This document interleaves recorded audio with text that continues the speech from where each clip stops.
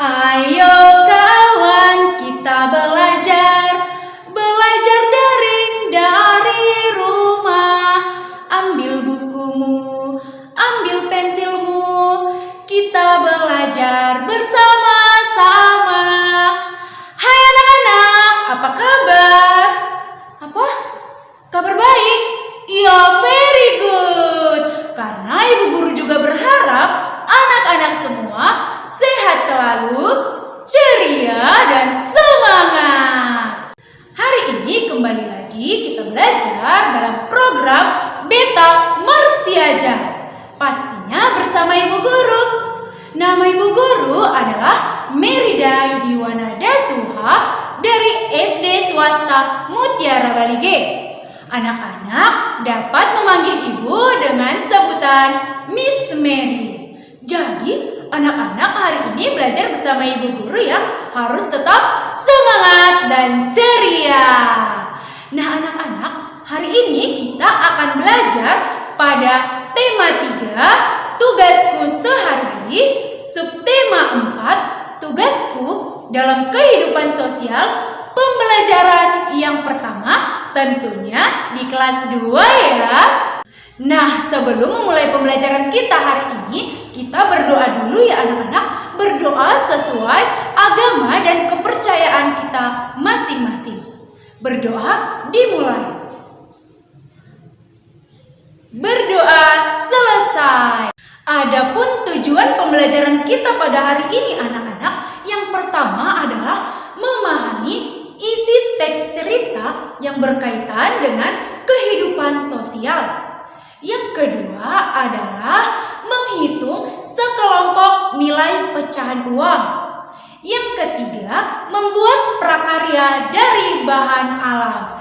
Yeay, hari ini kita ada berkarya ya anak-anak. Anak-anak pasti senang ya berkarya bersama ibu guru. Nah anak-anak, sebelum kita berkarya, ibu guru mau bertanya dulu. Anak-anak pernah tidak ya mendengar cerita tentang si ulat dan si semut? Wah, pasti seru sekali ya ceritanya. Anak-anak pasti penasaran kan? Iya, ibu guru akan menceritakannya pada anak-anak semua. Disimak ya anak-anak ceritanya. Cerita si ulat dan si semut. Suatu ketika si ulat menemukan buah apel manis yang tidak jauh dari ranting pohon. Si ulat berkata, "Wah, apel. Nyam nyam nyam nyam nyam. Pasti rasanya manis. Coba ah." Dan si ulat pun akan menyantap buah apel tersebut. Tiba-tiba si semut datang dan berkata, "Hei, ulat, apa kamu tidak melihat ada aku di sini? Buah apel ini milikku. Aku yang pertama kali menemukannya. Jadi, aku yang berhak memilikinya. Sana pergi sebelum aku memanggil teman-temanku untuk mengusirmu." Lalu si ulat pun berkata, "Hei semut, jangan begitu dong. Buah apel ini kan besar dan bulat. Jadi cukup untuk kita makan berdua." Ternyata si semut tidak mau berbagi makanan kepada si ulat. Dan ia pun berkata, "Tidak bisa, apel ini milikku. Jangan coba-coba memakannya. Karena aku yang terlebih dahulu menemukannya. Pergi sana, cari saja apel lain yang bisa kamu makan." Lalu si ulat pun berkata, "Apa kamu bilang? Sini kalau berani." "Siapa takut?" kata si semut. Lalu si ulat berkata, "Rasakan gatalnya bulu-buluku nanti." Lalu si ulat dan si semut pun berkelahi. Mereka saling gigit dan mereka saling menyakiti satu dengan yang lainnya. Tapi sewaktu mereka berkelahi, tiba-tiba mereka kaget karena melihat seorang anak datang menghampiri buah apel tersebut. Si anak pun berkata, "Wah, ada apel besar. Lumayan nih untuk siang-siang begini." Lalu si ulat dan si semut pun berhenti bertengkar dan saling memandang satu sama lain. Dan si semut pun berkata, "Ternyata ada juga ya yang mau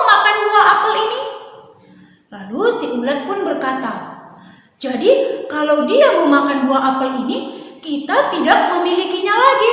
Kita tidak dapat apa-apa. Lalu si semut dan si ulat pun berdiam diri sejenak dan berpikir. Lalu si semut berkata, "Ya, aku ada ide. Gimana kalau kita takut-takuti saja anak itu?" Dan si ulat pun berkata, "Ya, aku setuju dengan ide kamu. Gimana kalau kita menakut-nakutinya dengan cara aku naik ke punggungmu?" Si ulat berkata, "Baiklah, aku setuju dengan idemu." Dan ketika anak itu ingin memakan buah apel itu, si ulat dan si semut pun bereaksi. Si semut naik ke punggung ulat sehingga membentuk sebuah hewan atau seekor hewan yang menakutkan. Lalu si anak pun melihat hewan tersebut dan merasa ketakutan. "Tolong!" Dia sambil lari terbirit-birit karena ketakutan melihat hewan tersebut. Dan si ulat dan si semut pun tertawa terbahak-bahak. Hahaha, dia ketakutan. Itu gunanya kita berteman dan bekerja sama. Nah anak-anak, itu dia cerita singkat tentang si ulat dan si semut. Gimana anak-anak? Seru bukan ceritanya? Nah anak-anak, berdasarkan cerita yang ibu sampaikan tadi, banyak pesan-pesan baik yang dapat kita ambil, seperti bekerja sama, membutuhkan bantuan teman, karena si ulat dan si semut tadi saling membutuhkan satu sama lain agar mereka berhasil mendapatkan buah apel tersebut. Dan mereka pun bekerja sama untuk menakut-nakuti si anak tersebut. Nah anak-anak, di dalam kehidupan ini kita harus bekerja sama di lingkungan sosial kita, karena kita membutuhkan bantuan orang lain dimanapun kita berada.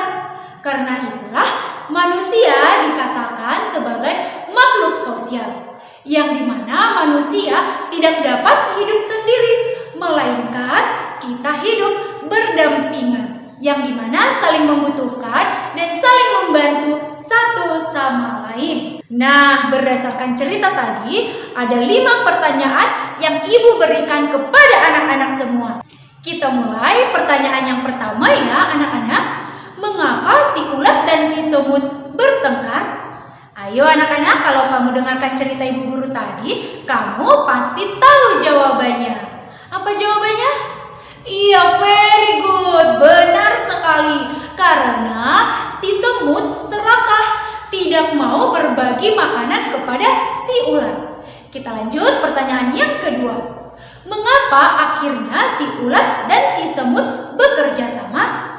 Karena mereka akan menakut-nakuti si anak yang akan mengambil buah apel tersebut. Pertanyaan yang ketiga. Apa akibat apabila kita sombong kepada teman? Ayo, apa ya akibatnya jika kita sombong kepada teman? Iya, tidak ada yang akan mau berteman dengan kita. Teman-teman kita akan menjauhi kita. Itu dia jawaban yang ketiga. Sekarang kita lanjut soal yang nomor 4. Apakah akibat jika kita serakah terhadap teman? Iya, teman-teman akan membenci kita. Teman-teman akan menjauhi kita dan tidak mau bermain lagi kepada kita.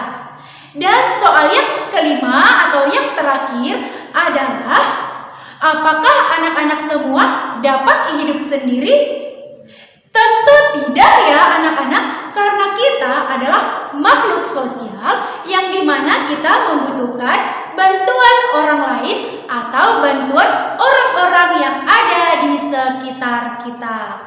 Nah, 5 pertanyaan sudah kita jawab dengan benar ya anak-anak. Itu artinya anak-anak hebat dan luar biasa. Nah anak-anak, ibu ingatkan kembali bahwa anak-anak harus selalu bekerja sama ya.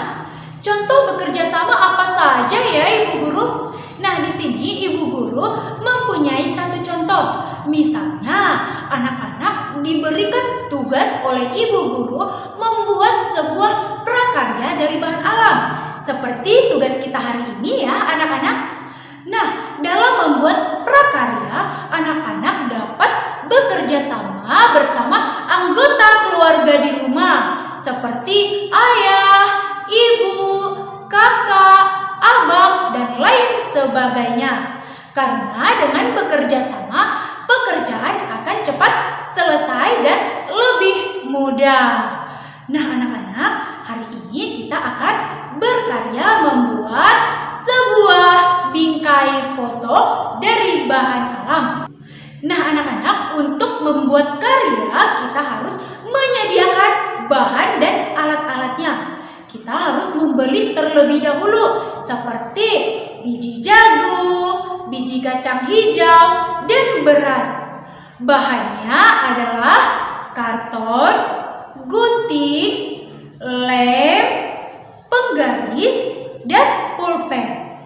Dan di sini ibu guru sudah membeli bahannya ya anak-anak, seperti biji jagung. Ibu membeli biji jagung seharga Rp2.000. Lalu biji kacang hijau ibu beli seharga Rp1.000. Yang ketiga adalah ibu membeli beras seharga Rp2.000. Wah anak-anak sudah mengetahui ya bagaimana itu cara penulisan uang yang benar dan berapa jenis uang yang ada di Indonesia. Nah, kamu sudah mengetahui ya anak-anak bahwa uang itu terdiri dari dua jenis, uang logam dan uang kertas. Anak-anak pasti masih ingat ya cara penulisan uang yang baik dan benar? Iya, pertama-tama kita tuliskan dulu Rp yang artinya adalah rupiah. Rupiah merupakan mata uang negara Indonesia. Lalu kita tuliskan nominal uangnya. Misalnya 2.000, kita tuliskan 2.000. Lalu kita buat tanda koma, kita tuliskan 20 di belakang koma. Kenapa ibu guru harus ada 20 di belakang koma? Ya, karena itu menunjukkan nilai uang atau sen. Karena kalau tidak ada 0 di belakang koma, belum tentu itu nilai uang. Misalnya 1.000, bisa saja 1.000 ekor sapi, 1.000 ekor ayam. Nah, belum tentu dia dinilai uang. Jadi harus kita buat 0 di belakang koma. 0-nya harus 2 ya. Karena itu menandakan nilai uang atau sen. Nah anak-anak, untuk mengetahui berapa ya jumlah belanja ibu guru hari ini? Ya, tadi ibu bilang ibu membeli biji jagung seharga Rp2.000. Kita tuliskan Rp2.000. Biji kacang hijau Rp1.000. Kita tuliskan Rp1.000. Beras seharga Rp2.000. Kita tuliskan Rp2.000. Lalu kita jumlahkan anak-anak. Rp2.000 ditambah Rp1.000 ditambah Rp2.000 hasilnya sama dengan, ya benar, Rp5.000. Itu dia total belanja ibu untuk membeli bahan alam untuk berkarya. Nah anak-anak, selain itu ibu juga membeli bahan-bahan untuk membuat karya seperti karton, pulpen, gunting, lem, nah dan satu lagi penggaris. Dan itu juga ibu beli anak-anak. Harganya berapa ya? Mari kita lihat berikut ini. Ibu membeli karton seharga Rp1.000. Lem seharga Rp2.000. Pulpen seharga Rp1.000. Gunting seharga Rp2.000. Dan penggaris seharga Rp500. Nah anak-anak, mari kita hitung bersama-sama total jumlah uang yang ibu keluarkan untuk membeli bahan tersebut. Kita jumlahkan bersama-sama ya anak-anak. Tadi ibu membeli karton seharga Rp1.000. Kita tuliskan Rp1.000. Lalu ibu juga membeli lem seharga Rp2.000. Kita tuliskan Rp2.000.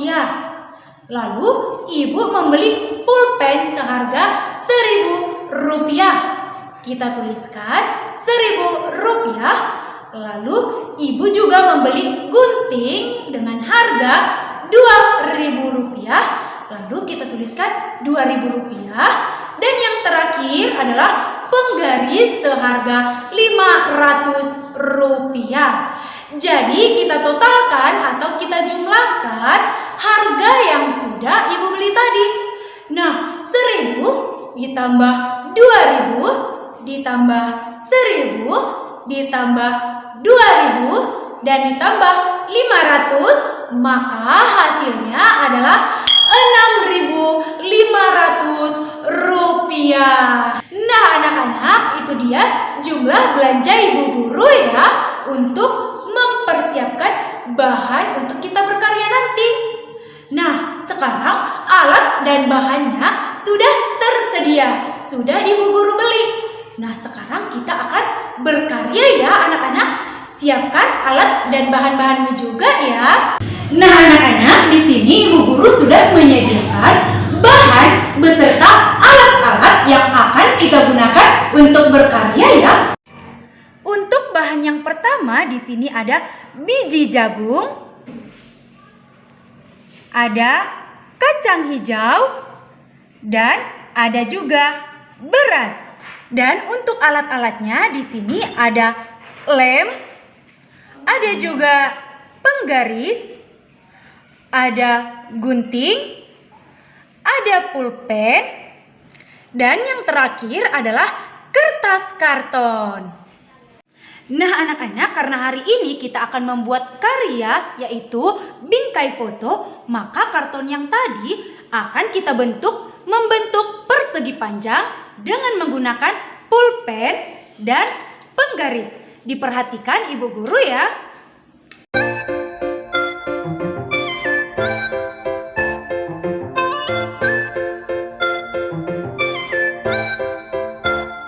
Dan anak-anak juga harus membuat garis di setiap pinggiran karton untuk membuat bingkai seperti yang ibu buat berikut ini ya.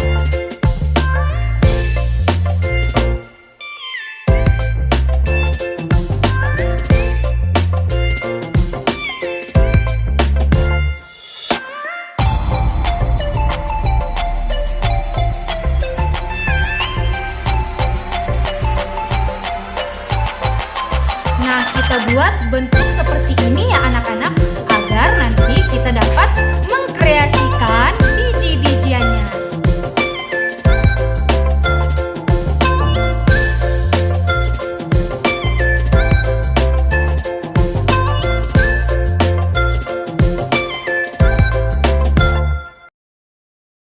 Nah, setelah kita bentuk menjadi bentuk persegi panjang, sekarang waktunya kita untuk menggunting ya anak-anak. Jika kamu menggunakan gunting, harus berhati-hati ya.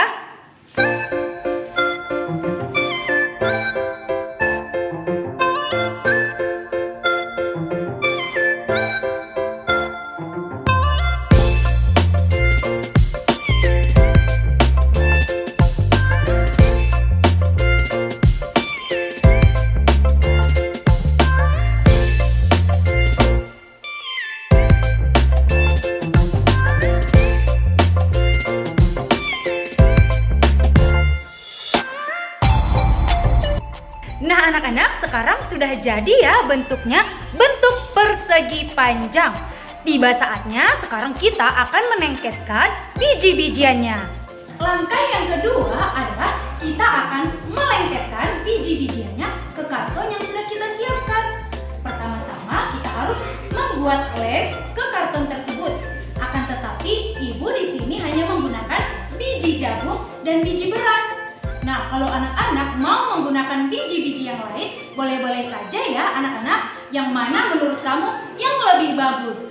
Nah, sekarang kita buat lemnya ya.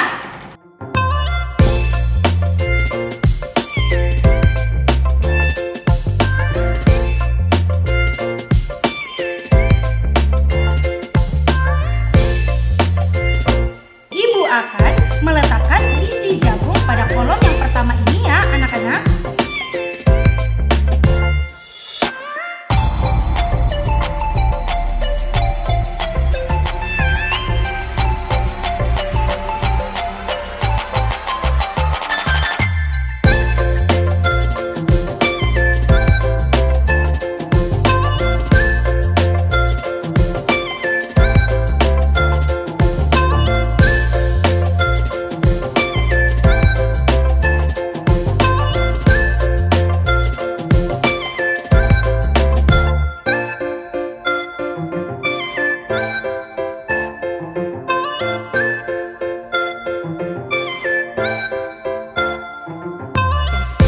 Nah, biji jagungnya sudah Ibu tempelkan ya anak-anak. Sekarang untuk bagian yang lebih panjangnya, Ibu akan melengketkan beras.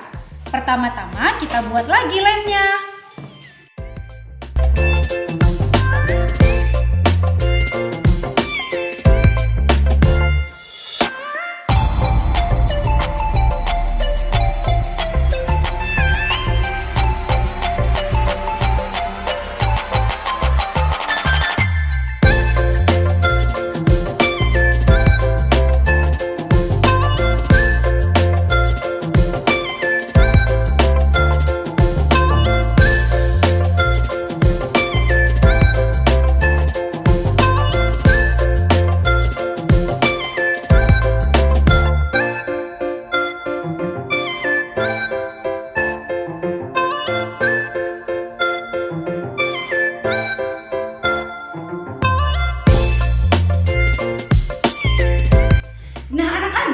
Biji-bijiannya sudah kita tempelkan, biji jagung dan biji beras, maka hasilnya seperti ini. Cantik bukan? Nah, untuk di tengah-tengahnya ini anak-anak, karena Ibu sebutkan tadi bingkai foto, maka anak-anak boleh membuat foto kamu sendiri, kamu tempelkan di tengah-tengah seperti gambar berikut ini. Nah anak-anak, tadi kita sudah menyelesaikan prakarya kita ya. Seru sekali bukan? Berkarya bersama Ibu Guru.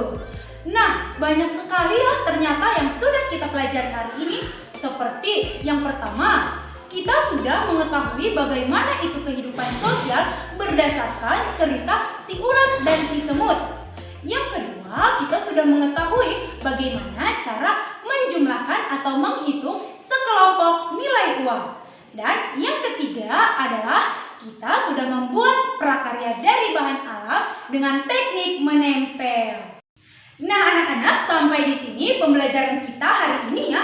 Semoga bermanfaat bagi anak-anak semua. Dan jangan lupa untuk menyaksikan video-video menarik selanjutnya. Bye-bye!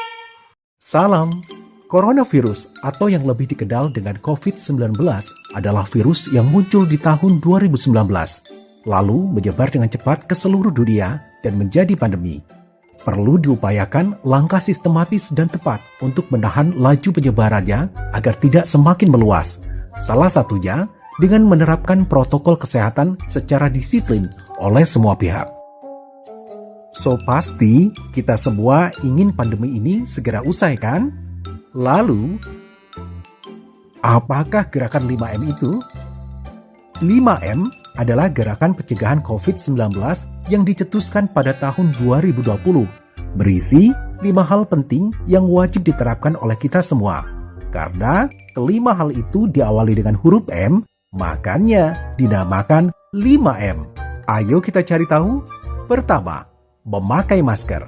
Ketika keluar rumah, sebaiknya memakai masker. Tidak hanya asal memakai masker loh ya. Oh, no, tidak. Bukan seperti itu cara memakainya. Pasang masker dengan benar. Eits, nggak gitu juga ya. Nah, gitu, baru cakep. Gunakan masker menutup sebagian wajah kita dari dagu sampai menutup mulut dan hidung. Serta Pastikan tidak ada sela antara wajah dan masker. Kedua, mencuci tangan. Sebelum memakai masker, sebaiknya terlebih dahulu mencuci tangan dengan bersih ya. Bukan mencuci tangan di ember cucian. Cucilah tangan secara merata di seluruh telapak tangan. Pakailah sabun dan cucilah tangan dengan air yang mengalir. Cucilah tangan sesering mungkin ketika hendak melakukan aktivitas apapun dan dimanapun. 3. Menjaga jarak. Karena suatu urusan yang penting, suatu saat kita terpaksa harus keluar rumah. Nah, yang harus diingat jika kita harus bertemu orang lain adalah tetap menjaga jarak minimal 1-2 meter ya. Tapi jangan terlalu jauh juga gitu kali ya. Hehehe. Berikutnya, yang keempat, menjauhi kerumunan. Contohnya, jika kita diajak emak-emak tetangga untuk bergosip, sebaiknya ditolak.